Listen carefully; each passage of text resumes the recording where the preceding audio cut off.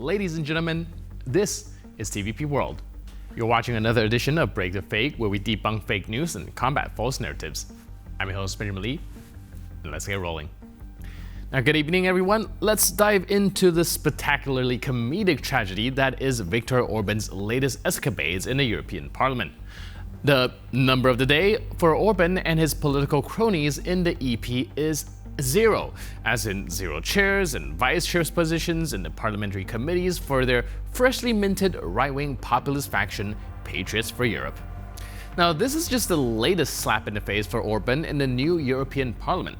The first blow came when the informal ruling majority didn't even invite him to the inaugural session of the EP. As the head of the country holding the rotating presidency of the Council of the EU, he was supposed to answer MEP's questions, but instead he was left standing outside like a prom date who never got picked up. The second slap was even more humiliating. When it comes to electing the new parliament's leadership, Orban's faction, despite being the third largest political group, secured exactly 0 of the 14 vice president positions and none of the 5 quaestor positions. Now, they were left with as much influence as a vegan at a Texas barbecue. But why is Orban facing such political exile, you ask? Well, 2 key reasons. First, the composition of his faction, which reads like a who's who of European populist anti-EU parties. We're talking about the Dutch Party for Freedom, France's National Rally, Italy's League, and Spain's Vox. Second, Orban's so-called peace missions. Just after Hungary took over the presidency of the Council of the EU, Orban decided to go rogue. He met with Vladimir Putin, Volodymyr Zelensky, Xi Jinping, and Donald Trump. Now, this solo diplomatic tour not only lacked any official mandate, but also blatantly contradicted the established interests of the EU, causing fury in European capitals. And then, of course, Russian Foreign Minister Sergei Lavrov couldn't help but weigh in, saying, "Look how the EU treats Prime Minister of Hungary, just for saying that we should all seek compromises instead of solving problems through war. And for that, they try to make him a pariah. We live in interesting times." Well, indeed, Lavrov, interesting times, where acting like a self-appointed envoy and cozying up to autocrats doesn't win you any friends in the European Union. Посмотрите, как Евросоюз обходится с премьер-министром Венгрии, председателем Евросоюза в этом полугодии, только за то, что он сказал: мы все должны быть за поиск компромиссов, а не за решение проблем путем войны. И за это его пытаются сделать изгоем. Да, в общем, переживаем мы интересные времена. And we turn our attention to the land of shameless propaganda named Russia. Recently, there's been a lot of noise about the need for a peace plan to end the war in Ukraine.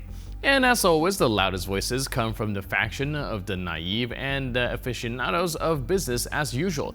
And just clear up any lingering confusion, Russia's own Sun King, Vladimir Putin, decided to weigh in. Yep, the comrade Tsar himself has decreed that Ukraine is now his personal property and has been rebranded as Novorossiya. In a meeting about the socio-economic development of these so-called new regions, Putin declared the entire country, millions of people, support our Donbass and Novorossiya. Vlad, you do have a knack for grandiose statements. Наладить мирную, благополучную жизнь на земле, которая на протяжении столетий была неотъемлемой частью России и теперь вновь воссоединилась со своей родиной. Сейчас здесь активно восстанавливаются и возводятся жилые дома, больницы, школы, инженерные коммуникации. То есть дают реальную отдачу те меры, которые были оперативно приняты правительством.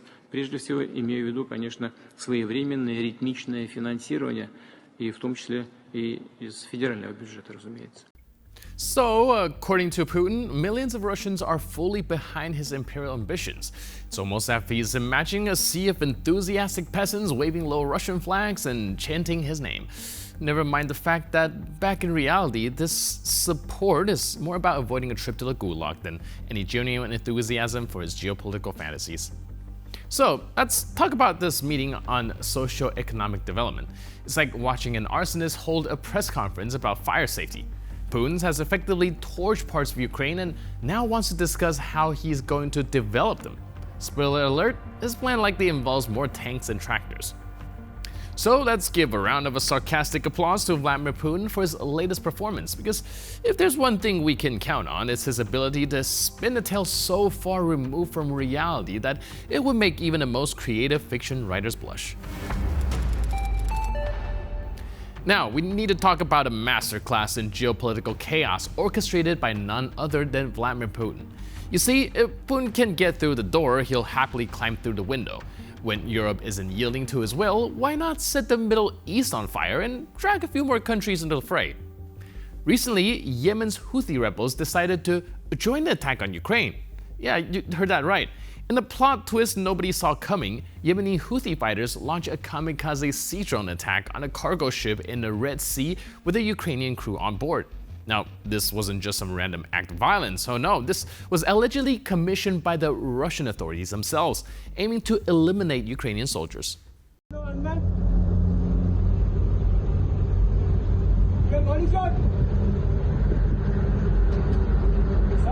Yes, give him one call. Forward, let him out.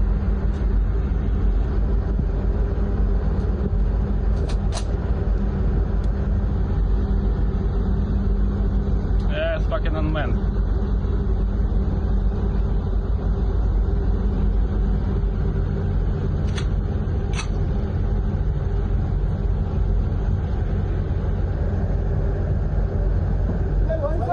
Yes, warning shot.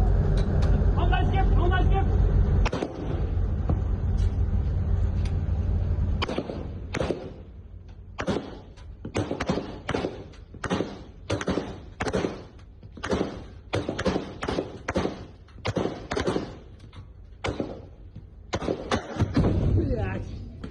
Попали нахуй. Взорвали. Окей, блять, видео. Взорвали его нахуй. Good job, блять.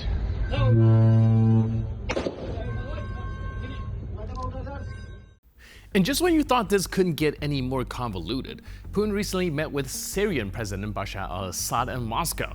They reportedly discussed a peaceful settlement of the Syrian situation, along with trade and economic relations, because, nothing says peace quite like a meeting between two leaders who have collectively turned Syria into a dystopian nightmare.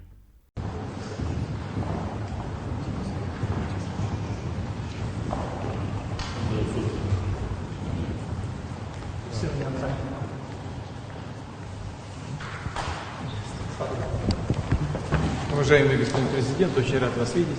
У нас есть возможность поговорить по всему комплексу отношений. Мы не виделись давно уже. Мне очень интересно ваше мнение по поводу того, как ситуация в регионе в целом развивается. К сожалению, она имеет тенденцию к обострению, мы это видим. Это касается и Сирии напрямую.